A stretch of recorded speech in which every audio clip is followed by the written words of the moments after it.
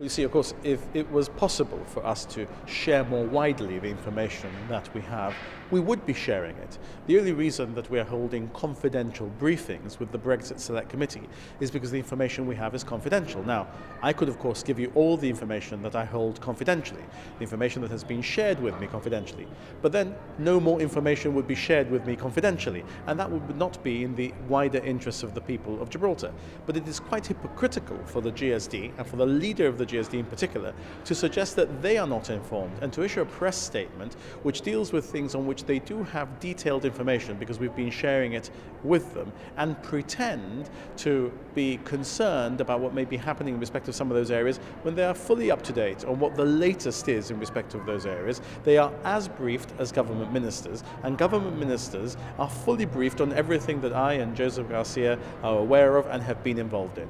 You say the government is still working for a differentiated solution, but we haven't heard much about this recently. Well, because of these sensitive discussions that are necessarily underway at a European level. I mean, this is not just about the United Kingdom and Gibraltar. Indeed, it's not just about Spain, who are the ones that want to put Gibraltar on the agenda and insist that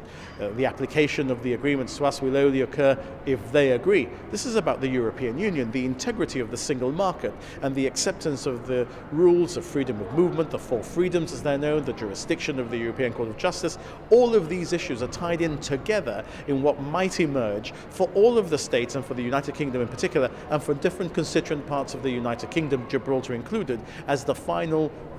proposals, solutions for each of us.